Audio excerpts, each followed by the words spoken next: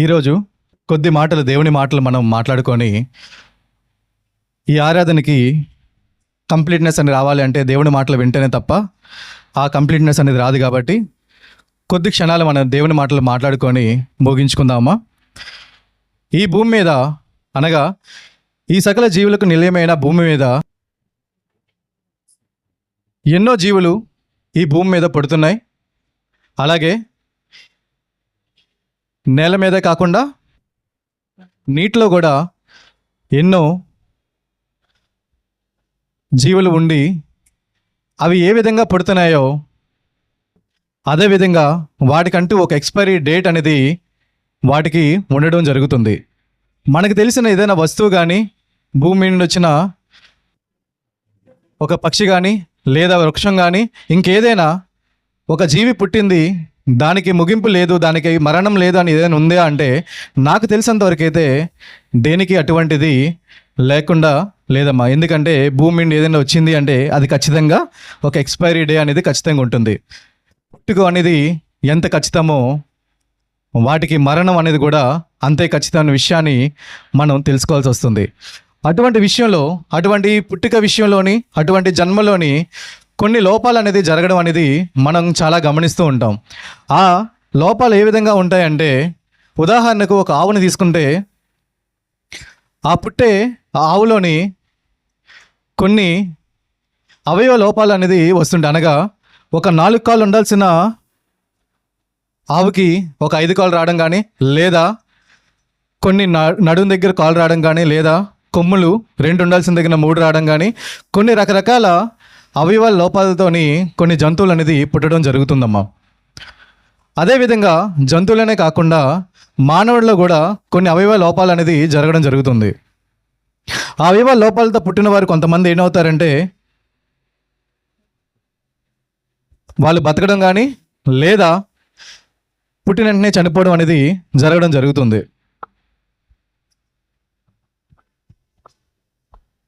ఆ అవయవ లోపాలతో పుట్టిన తర్వాత కొంతమంది ఏం చేస్తుంటారంటే, మనిషి అనేవాడు చాలా తెలివైనవాడు కాబట్టి మొదటి డాక్టర్ దగ్గరికి వెళ్తారు.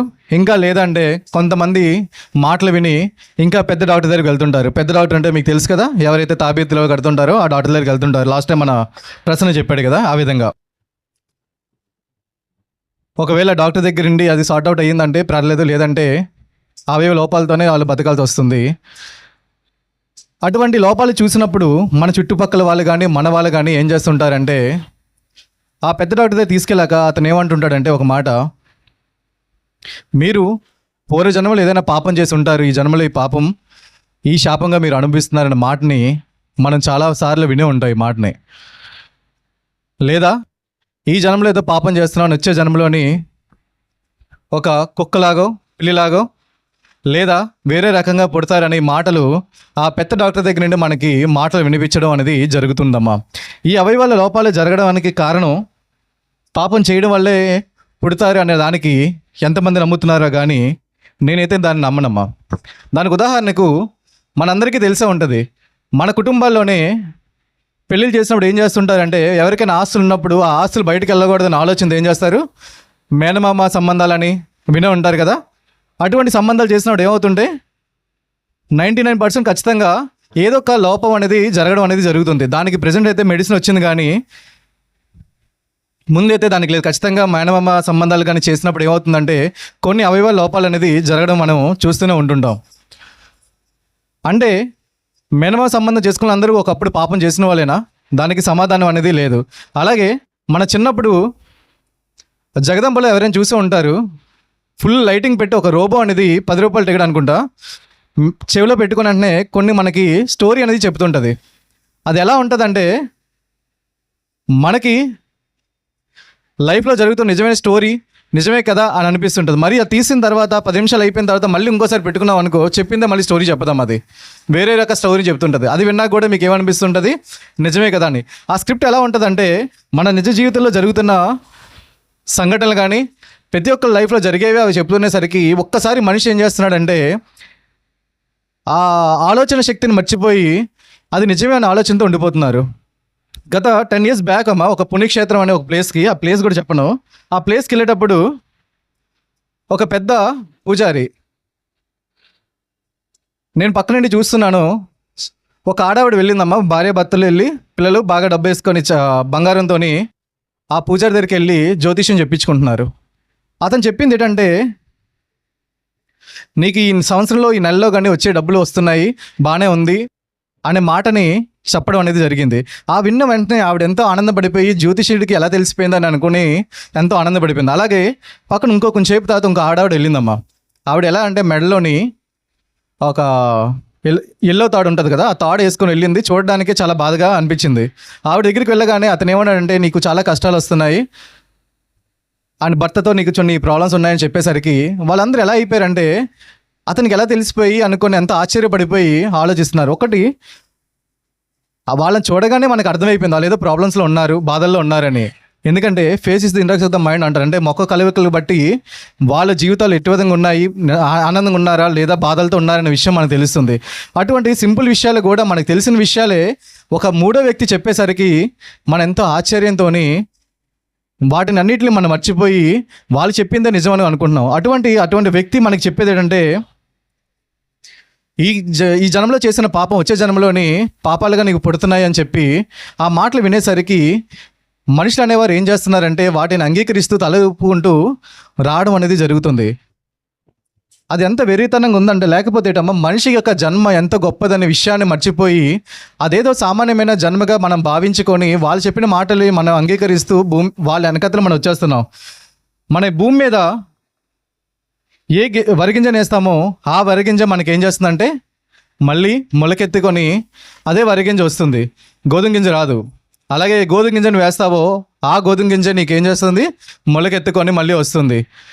నీకు వద్దు అని పడేసిన చింతపండు వాడేసి పడేస్తావు కదా చింతపండు, అది కొన్ని రోజులకి ఏమవుతుందమ్మా, మొలకెత్తుకుని అదే పెద్ద మహావృక్షంగా అవుతుంది. అంటే నీ భూమి మీద ఏదైతే నువ్వు పడేస్తున్నావో అది తిరిగి మళ్ళీ పుడుతున్నప్పుడు మనిషి యొక్క జన్మను మాత్రం ఏలాగా అంటున్నారంటే, నువ్వు చనిపోయిన తర్వాత మళ్ళీ నువ్వే పుడుతున్నావు, ఇప్పుడు చేసిన పాపాలు మరి మరో జన్మలోని దాని ప్రతిఫలాన్ని నువ్వు అనుభవిస్తున్నావు అనే విషయాన్ని గొప్ప జ్యోతిష్యులు అనేవారు చెప్తున్నారు. అది ఎంతవరకు నిజమో, అది ఎంతవరకు సత్యం అనే విషయాన్ని ఎవరు గమనించకుండా మనం జీవితంలో బతుకుతున్నాము. మనిషికి ఒక్కటేనమ్మా, రెండు ఉన్నాయి. ఏంటది? పుట్టిక, చావు. పుట్టిక అనే దశలోనికి మనం ప్రారంభించి చావు వరకు మన జీవితాన్ని కొనసాగిస్తున్నాం. అటువంటి విషయాలను మనం మర్చిపోయి మన జీవితం యొక్క, మన శరీరం యొక్క, మన పుట్టికల గొప్ప మహిమను మర్చిపోయి మనం ఏం చేస్తున్నాం, అది తప్పుడు దారిలో దేవునికి వేరే విధంగా వెళ్తున్నాం అమ్మా. మనిషి అనే ఆకారం ఉన్నది కనుక ఆ మనిషి అనే ఆకారం పుట్టిన తర్వాత ఆ దానిలోని ఏముందమ్మా, గొప్ప అద్భుతమైన శక్తి అనేది ఉంది. ఆ శక్తి పేరే ఆత్మని అందరూ పిలుస్తారు. ఆ ఆత్మ అనేది మనిషి యొక్క బొమ్మ, అనగా మొదట మనకి కలిగినప్పుడు మనం ఏటమ్మా ఒక బొమ్మగా కలిగాం. కాబట్టి ఆ బొమ్మలోకి ఎలా వచ్చిందని ఒక్కసారి మనం తెలుసుకున్నట్టయితే నీకు దేవుని యొక్క ఆలోచన మీకు తెలుస్తుంటుందమ్మా. ఈ భూమి మీద పక్షులు కానీ, జంతువులు కానీ, వృక్షాలు కానీ పుట్టిన తర్వాత మనిషి అనేవాడిని పుట్టించాలన్న ఆలోచనతో దేవుడు చేసిన ఒక నిర్ణయం ఏంటంటే, అందరూ బైబిల్ తినమ్మా, ఆదికాండం 2వ అధ్యాయం 7 నుండి ఒకసారి చదవండి. ఆదికాండం 2వ అధ్యాయం 7 నుండి ఒకసారి చదవండి.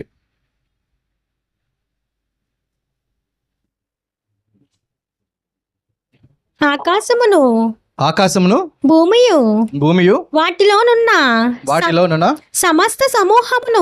సమస్త సమూహమును సంపూర్తి చేయబడెను. అంటే మన భూమి మీదకి రాక మునుపు, మనిషి అనేవాడు పుట్టక మునుపు మనకు కావాల్సినవన్నీ సిద్ధపరిచిన దేవుడు వాటన్నిటిని సిద్ధపరిచిన తర్వాత మన భూమి మీదకి రావాలని ఆలోచనతో పెట్టుకున్నాడు. ఆ భూమి మీదకి వచ్చిన మనిషి ఏ విధంగా ఉండాలని ఆలోచనతో పెట్టాడంటే, కీర్తనలో 135:15 చూసినట్టయితే మనిషిని తయారు చేయడానికి నేల మట్టితోని మనల్ని తయారు చేసిండు. ఏ మట్టమ్మా? పైన కనిపిస్తున్న మట్టిని కుండలు తయారు చేసుకున్న మట్టి అని అనుకుంటున్నారా? కాదే. మీరు ఎప్పుడైనా అబ్జర్వ్ చేశారేమో, మనం ఆర్కే బీచ్కి వెళ్తుంటాం, అది ఎంత లోతుగా ఉందో ఎవరికైనా తెలుసమ్మా? అది మనం అనుకుంటున్న ఆ లోతు మనం వెళ్ళిపోవచ్చేమో అని మీరు అనుకుంటున్నారేమో, అది చాలా అగాధంలోకి ఉంటుందమ్మా. ఓషన్ ప్రెజర్ అంటారు దాన్ని.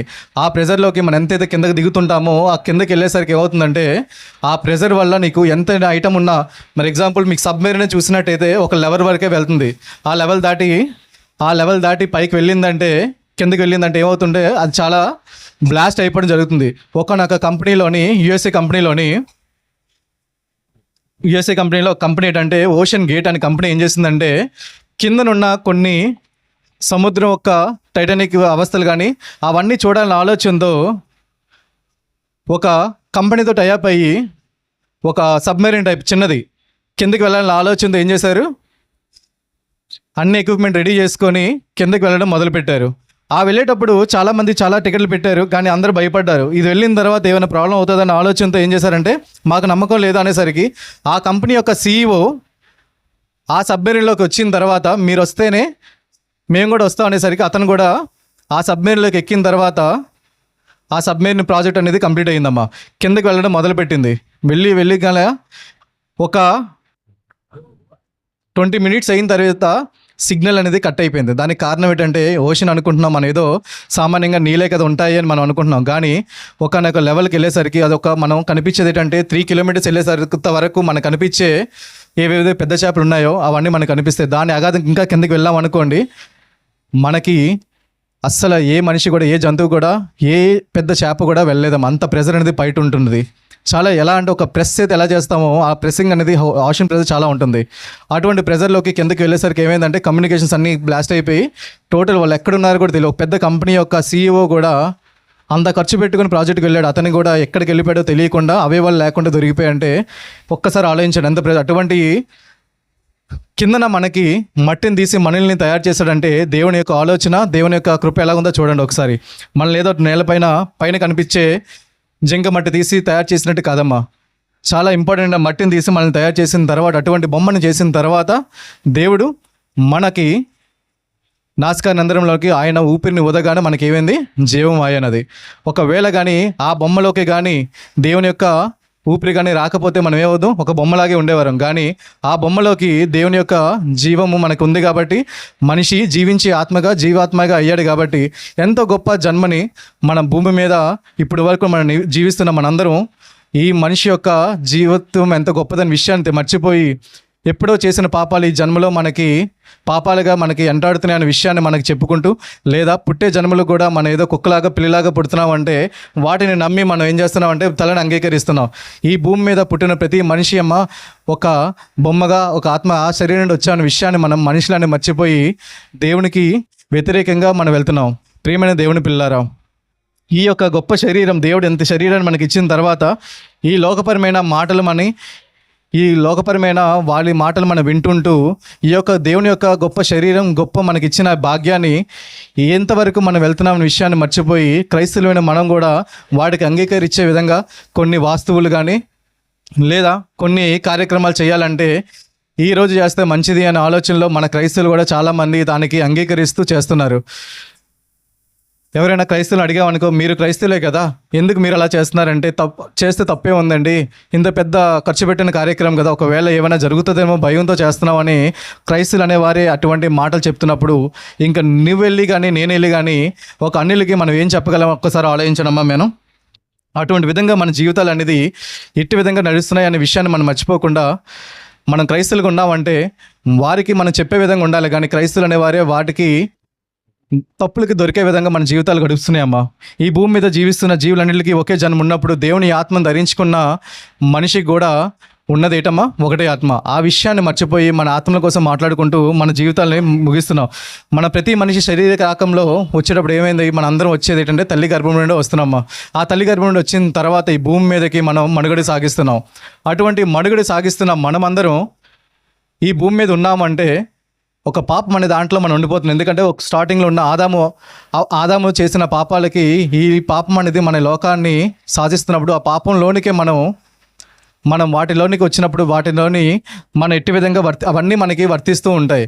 ఆ పాపం అనేది పోవాలంటే దేవుని యొక్క బాప్తిసం ద్వారానే పోతుంది. కాబట్టి నువ్వు మరణించే లోపల ఆ పాపం అనేది కడిగించుకోవడానికి నువ్వు ఎంతో కష్టపడాల్సి ఉంది. కానీ వాటన్నిటిని వదిలేసి మనం ఏం చేస్తున్నాం అంటే లోకపరమైన వాటి మీద ఉంటున్నాం తప్ప ఈ పాపం అనే దాంట్ మీద వెనకాతలు తిరుగుతున్నాం తప్ప భూమి మీద మనం మరణించే లోపు మనకంటూ ఒక కర్తవ్యం ఉందని, ఒక బాధ్యత ఉందనే విషయాన్ని మనం మర్చిపోంటూ మనం క్రైస్తవులు అనేవారు ఏదో నామకస్తంగా మనం ఆదివారం వాడడం, దేవుని మాటలు వినడం, వెళ్ళిపోవడమే. కానీ ప్రతి ఒక్కరికి ఎవరైనా చెప్పడానికి మనం ఎవరైనా ఒక ఎగ్జాంపులర్గా ఎవరు ఉండలేకపోతున్నామమ్మా. దయచేసి మనం క్రైస్తవులుగా ఉన్నామంటే, దేవునికి నచ్చిన వాళ్ళుగా మనం ఉండాలంటే మన పనులు కానీ మన చేతిలో కార్యక్రమాలు కానీ బట్టే ఎవరైనా మారుతారు. నువ్వు ఎన్నైనా మాటలు చెప్పు, నీ కార్యక్రమాలు నీ పనులు కానీ దేవునికి నచ్చే విధంగా లేదా అంటే నీ పక్కనున్న వారికే అది నీకు నచ్చదు. నీ మాటలు ఎన్నైనా చెప్పినా సరే వాళ్ళకి మాటలు వినే రకంగా వాళ్ళు ఉండరమ్మా. అందుకనే బైబిల్ గ్రంథంలో ఒక అతను అంటుంటాడు, ఈ 2 జన్మలకి కారణానికి ఏంటి అనే ఎగ్జాంపులర్గా దాని యొక్క క్లారిటీ దేవుడు ఏమిస్తున్నాడో చూడండి ఒకసారి. ఈ విషయం ఒక ధర్మశాస్త్ర ఉపదేశకుడు ఏం అడుగుతుంటాడంటే, ఈ 2 జన్మల గురించి అడుగుతున్నప్పుడు బైబిల్ గ్రంథంలోని యోహాను సువార్త 3:3 చూడండి ఒకసారి. మనిషికి 2 జన్మలు ఉన్నాయని అనడానికి గల కారణం, దేవుడు ఎందుకు ఆ మాటను అన్నాడన్న విషయాన్ని తెలియక చాలామంది ఏంటంటే తప్పుడుగా మనం దాన్ని ఆలోచించుకుంటూ బైబిల్ ఎట్టి విధంగా చదువుతున్నారంటే, బైబిల్ అర్థమైన వాళ్ళు అర్థమైనట్టు చెప్తున్నారు, లేని వారు ఏంటంటే దాన్ని తప్పుగా చూపించుకుంటూ దాన్నే దేవుడు రాశాడన్న విషయాన్ని తప్పుగా రాసుకుంటూ బతుకుతున్నారమ్మా. యోహాను సువార్త 3:3 ఒకసారి చూడండి. అందుకు యేసు అతనితో, శాస్త్రితో ఒకడు కొత్తగా జన్మిస్తేనే కానీ అతడు దేవుని రాజ్యాన్ని చూడలేడని నీతో నిశ్చయంగా చెప్పుచున్నాను. అందుకు ఆ ముసలివాడైన మనుషుడు ఎలాగ జన్మించగలడు? 2వ మారు తల్లి గర్భం ప్రవేశించి జన్మింపగలడా అని ఆయన అడుగగా యేసు ఇట్లాను, ఒకడు ఎలాగది ఎలా జీవించాలంటున్నాడు. ఇక్కడ మన వాళ్ళు చెప్పే విధంగా కాదు కదమ్మా. అది ఒకడు మళ్ళీ జీవించాలి అంటే వాళ్ళ ఆలోచన ఏంటంటే నీటి మూలంగాను ఆత్మ మూలంగానే దేవుని రాజ్యంలో ప్రవేశించగలరు. కానీ ఈ విధంగా మనిషి 2వ జన్మ అనేది ఉండంటే, ఒకటి తల్లి గర్భం నుండి పుట్టినప్పుడు ఒక జన్మ ఉంటుంది. 2వ జన్మ ఏంటంటే యేసుని విశ్వసించి బాప్తిసం తీసుకునే ద్వారా నీటి ద్వారా మాత్రమే నువ్వు 2వసారి బతకగలవు. అది నువ్వు బతికిన నాడే నువ్వు పరలోక రాజ్యానికి వెళ్ళగలవు. కానీ నువ్వు ఎట్టి విధంగా నువ్వు తల్లి గర్భం నుండి పుట్టావో అట్టి ప్రకారంగా నువ్వు పరలోక రాజ్యానికి వెళ్తావు అనేది అసాధ్యం అమ్మా. నువ్వు దేవుని భూమి మీదకి వచ్చిన తర్వాత ఏదైతే నీకు దేవుడు ఇచ్చిన బాధ్యతలు కానీ అవన్నీ నెరవేర్చుకొని దేవుని మాటను తెలుసుకొని బాప్తిసం తీసుకున్న నాడే నువ్వు పరలోక రాజ్యానికి వెళ్ళగలవు. అప్పుడే నీకు 2వ జన్మ అనేది ఉన్నది. ఆ విషయాన్ని తెలుసుకోకుండా ప్రతి ఒక్కరు చెప్పే మాటలు ఏంటంటే, ఈ జన్మలో చేసిన పాపాలు వచ్చే జన్మలోని వేరే రకంగా పుడతావనే మాటలు వినడం జరుగుతుందమ్మా. ఎందుకంటే ఈ భూమి మీదకి ఈ జీవం అనేది చాలా గొప్పది అమ్మా. ఈ గొప్ప శరీరానికి మనం ఎవ్వరూ ఆలోచించకుండా ఎన్నో రకరకాల ఆలోచనలు, ఒక రకరకాల మాటలు విని అంగీకరించే విధంగా మనం ఉంటున్నాం తప్ప ఏది సత్యం ఇది కాదు అని చెప్పే ఆలోచనలో మనం ఉండట్లేదు. గత 20 సంవత్సరాలుగా మనం దేవుని మాటలు వింటూనే ఉన్నాం. దేవుని మాటలు వింటూనే ఎన్నో ప్రసంగాలు వింటున్నాం, లేదా పబ్లిక్ మీటింగ్స్ వింటూనే ఉన్నాం, లేదా ఎన్నో బుక్స్ మనం చదువుతున్నాం. కానీ నీకు తెలిసిన సోదరులు కానీ నీకు తెలిసిన అన్యులు కానీ ఎవరైనా మాట అనేటప్పుడు అది తప్పు అనే వాటని చెప్పడానికి మనం ఎవరైనా సిద్ధంగా లేవంటే మన వినే జ్ఞానం ఎక్కడికి వెళ్తుందని ఆలోచించాలమ్మా. అది ఎందుకంటే దేవుడు మనకి బైబిల్ గ్రంథం కానీ ఈ బోధకులు కానీ ఇచ్చారంటే ఆ మాటలు విని మీరు మాట్లాడే విధంగా ఉండాలని ఆలోచనతో, సువార్త కార్యక్రమాలు చేయాలని ఆలోచనతో, మీరు బయటకు వెళ్ళాలని ఆలోచనతో దేవుడు ఈ లేఖనాలు మనకి ఇచ్చాడు. గత పితరులు రాసిన బోధనలు కానీ లేదా వాళ్ళు చేసిన కొన్నిటిని మనం ఇప్పటికీ చదువుతున్నాం, వాటి కోసం నేర్చుకుంటున్నాం, వారి కోసం చెప్తున్నాం. కానీ మన కోసం వచ్చే తరాల వారికి చెప్పడానికి ఏమైనా ఉందని ఆలోచిస్తే శూన్యమమ్మ, ఏమీ లేదు మన తరాలకి. మన తరాలు ఎలా ఉన్నాయంటే పుట్టాము, పిల్లల కోసం బతికాము, చనిపోయామనే తప్ప ఏది కూడా పితరులు ఎట్టి విధంగా బతికారో, వాళ్ళు ఏ విధంగా కష్టాలు పడ్డారో, వారు ఎట్టి విధంగా వాళ్ళు మనకి ఒక ఉదాహరణగా ఉన్నారు, అటు విధంగా అయితే మనం ఎవరు ఉండట్లేదు. ప్రియమైన దేవుని పిల్లారా, దేవుని యొక్క నగ్న సత్యాన్ని తెలుసుకోవాలంటే దేవుని కోసం ఎంతో దగ్గరగా ఉండి దేవునికి ఏదో నామకరణంగా బైబిల్ చదివితే సరిపోదమ్మా. నామకరణంగా దేవుని మాటలు వింటే సరిపోదు. ఎంతో ఇష్టంగా చదివితే కానీ దేవుని యొక్క ఆలోచనలు మీకు అర్థం కాదు.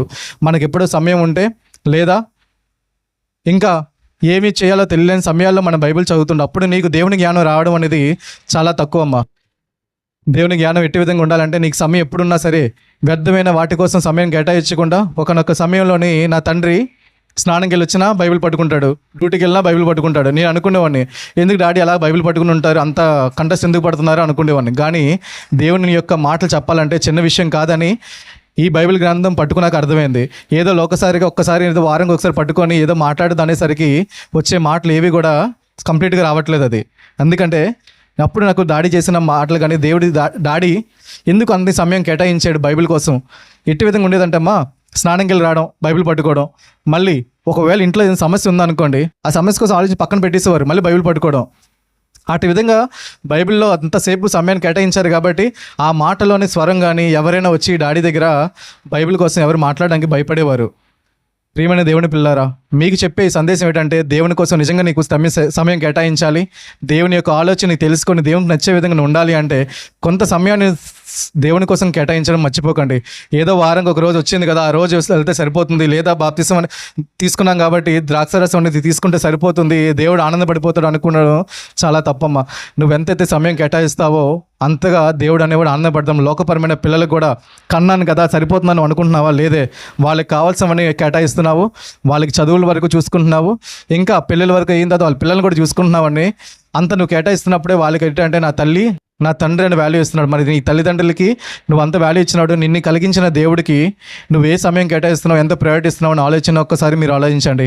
ప్రియమైన దేవుని పిల్లారా, ఈరోజు ఈ యొక్క మాటలు ఏంటంటే మన యొక్క శరీరం ఎంత గొప్పది, అటువంటి శరీరాన్ని ఎవరైనా తక్కువగా హేళనగా మాట్లాడినా ఏముందలే జీవితం అనుకునే వారికి మీరు సమాధానం చెప్పాలన్న ఆలోచనతో ఈ యొక్క మెసేజ్ యొక్క మీరందరూ చాలాసార్లు ఈ మెసేజ్ చదివే ఉంటారు. ఎందుకంటే ఇది నా మెసేజ్ కదమ్మా, ఇది డాడీ యొక్క పత్రిక. ఇది యాక్చువల్గా ఇది ప్రతిసారి సువార్త కార్యక్రమాల్లో పంచడమే తప్ప ఏ రోజు కూడా నేను బైబిల్ది చదవలేదు. కానీ మొన్నటి రోజున డాడీ పత్రిక చదివినప్పుడు నాకు అది నచ్చి అది మెసేజ్ పరంగా నేను చెప్పాలని ఆలోచనతో తీసుకుంది.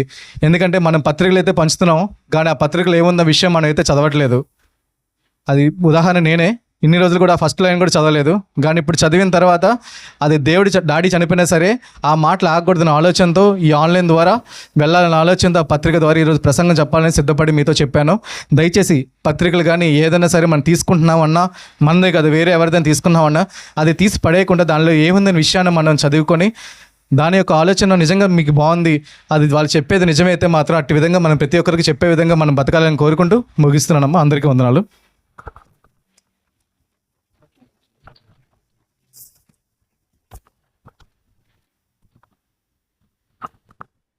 హలో.